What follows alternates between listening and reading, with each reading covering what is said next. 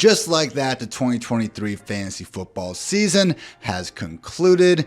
We maybe laughed, we definitely cried, we hopefully brought home some of that championship hardware, but at the end of the day, we all got to experience some of the best fantasy performances that we have seen in recent years, and that is the goal of today's video. I want to take some time to honor the single best fantasy performers of the season across a variety of categories. As always, it's a great day to be great. Starting off hot, guys, with the most valuable player in fantasy football, I got to go with 49ers running back Christian McCaffrey. Now, as with every MVP debate, I do think it's important to declare exactly what I mean by most valuable, and in this case, I am going with the best overall player award. We'll talk more about some of the late round darlings and waiver wire snags here in a bit, but seriously, guys, with McCaffrey, it just comes down to how ridiculously dominant he was relative to other players at the position compared to what we saw across other positions, because I mean seriously, the gap between CMC and overall RB2 Travis Etienne was 122 PPR points. Quarterback, wide receiver, and tight end, the difference between those two top scorers was 13 or less across the board. Absolutely unparalleled dominance from CMC throughout the season. Even in his week 17 dud, he still got 13 PPR points. He's my fantasy MVP, and kudos to him on one hell of a year. I do think guys like Kiron Williams, Tyreek Hill, and Raheem Mostert deserve to be in the conversation for the MVP award, but again, that overall disparity, just enough for me to give CMC the 2023 MVP. Up next, we have our fantasy playoffs MVP, which is going to be the sun god himself, AmanRa St Brown, the only non-quarterback in all of fantasy football to score at least 20 PPR points in week 15, week 16, and week 17 alike. So no, we did not see St Brown go out there and score the most total PPR points during the final 3 weeks. He was actually third in that behind Christian McCaffrey and CD Lamb. But again, guys, it's that consistency from Matthew Berry's ride or die that truly made the sun god the chosen one to get you across that fantasy finish line. And accordingly, he does get my MVP award over the course of the most important games of the year. So yeah, sun gods stay sun gods, but I already shouted out CD and CMC as other contenders, and they do also join the likes of Kiron Williams, Breece Hall, James Conner, George Pickens, and of course the Browns trio of Joe Flacco, Amari Cooper, and David Njoku as fantasy players who truly brought their A game during the month of December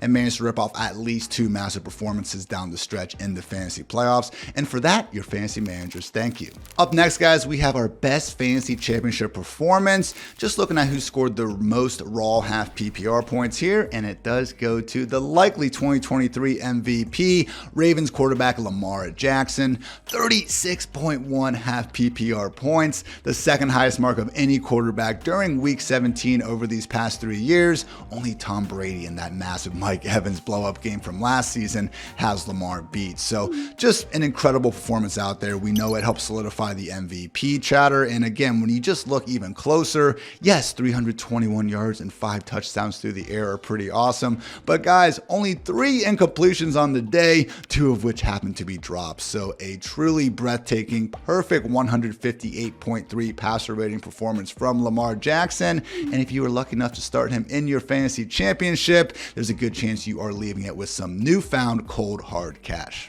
Additional shout outs are warranted to guys like CD Lamb, Devontae Adams, DJ Moore, Isaiah Pacheco, and Kiron Williams for their respective brilliant performances in week 17. Up next, we have our most improved fantasy player of 2023, which is going to go ahead and go to second-year Rams running back Kiron Williams, who managed to gain an additional 221 PPR points so far in 2023 relative to what he managed to finish 2022 with. And really, guys, just can't say enough great things about Kiron Williams. If you wanted to name him the winner of multiple awards on this very list, I would not call you crazy. It's just, again, a testament to how special this season was. Only Christian McCaffrey averaged more PPR points per game among RBs, and Kiron Williams is now inexplicably looking like a potential first-round pick in 2024 drafts after largely going undrafted and being a waiver wire darling to start the 2023 season. There's also an additional handful of players to shout out simply because they managed to absolutely boom in 2023 relative to what we saw in 2022. Specifically, Jerome Ford, Raheem Mostert, Baker Mayfield, Rachaad White, Nico Collins, Trey McBride, and Zach Moss were some of the top performers again when looking at just the raw fantasy point difference over these past 2 seasons. Some benefited more from injuries and depth chart changes out of their control than others, but either way, guys, we got a ton more fantasy production out of this group than anyone would have expected coming into the year.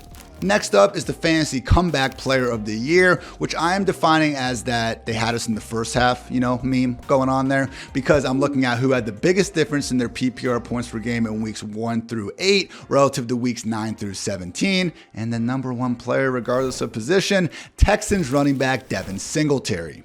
Overall, Singletary averaged an additional 9.5 PPR points per game over the course of his final 9 games relative to what he achieved during weeks 1 through 8. This left him as the RB8 overall down the stretch. And guys, it was particularly impressive to see Singletary largely keep on keeping on even after Dameon Pierce returned from injury. Singletary was someone that was definitely on a large majority of waiver wires after a disappointing first 2 months of the season that saw him score 0 touchdowns and average just a tick over 30 total yards per game. A good example of really making sure we're paying attention to the handcuff pecking orders around the league, because it doesn't take much for some of these RB2s to truly emerge as league-winning assets down the stretch. Handful of other guys who just really did a good job improving what were sometimes already pretty good numbers in the first half of the season, but yeah, they killed it down the course over the final 2 months. Specifically, Isaiah Likely, Deebo Samuel, CeeDee Lamb, Ty Chandler, Dak Prescott, Trey McBride, and David Njoku really brought their A game to the table for their fantasy managers when they needed it most. Next up, we have our waiver wire edition of the year, which I'm going to go ahead and give to Rams rookie wide receiver Puka Nacua. Hey, if you want to go ahead and give it to Kyren here, I will not call you wrong. But I just think when we look at the waiver wire, okay, guys, we do see running backs emerge out of nowhere and actually put up some decent RB1 level production. Maybe not to the same extent as Kyren. Again, he's awesome. But when's the last time we saw a wide receiver come off the waiver wire in week 1 and emerge as a legit top 7 option at the position over the course of the season? Absolutely brilliant debut campaign for Puka Nacua, who, as we've seen, guys, just has an elite blend of yards after the catch ability and route running prowess that is just shocking to see, considering he was a freaking 5th round pick to start this season. So Puka Nacua, maybe you were lucky enough to take him with one of your final picks in the draft, but more likely than not, guys, you had to blow all the fab on him in week 2, and if so, you were rewarded with one of the game's very best talents and producers at the position regardless of experience. Shout out to Puka Nacua, who only needs a few more yards to break the all-time NFL record for receiving yards by a rookie. True king shit out of Puka in 2023. Mentioned Kiron Williams as another guy who would be more than deserving of this award, and also want to give a shout out to CJ Stroud and Adam Thielen. But yeah, guys, moral of the story, always trust the Breakfast Club. And finally, we have our fantasy rookie of the year, who is going to be Lions tight end Sam Laporta. Yeah, you could have picked Puka here. Also, Jahmyr Gibbs, Laporta's teammates, had a pretty fine year. Hell, guys, CJ Stroud, before that concussion that ultimately made him miss a few games, was looking like the runaway winner for this. I ultimately landed with Laporta because all he has done during his first NFL season is score more PPR points than literally any other tight end in the league. Yes, that includes Travis freaking Kelce, who had led the position in total PPR points in 6 of 7 seasons coming into this year. We're talking about now Sam Laporta and Mark Andrews being the only guys who have not dated Taylor Swift and emerged as the overall tight end 1 since 2015. Absolutely incredible rookie year from Laporta, and just think, guys, the best still may be yet to come. So yeah, guys, those are my picks. Hope you enjoyed them. I'm sure you disagree, and you know what? That's good for us to go ahead and discuss where I'm right, where I'm wrong, where maybe I'm just flat out stupid. So holler in the comments with what you guys think. Certainly plenty of other viable contenders out here. But yeah, I wanted to go ahead and just try to honor some of these guys who hopefully got us that championship hardware by the end of 2023. So thanks again for tuning in, guys. I'm Ian Hardis. Check me out over at fantasylife.com and have a great day.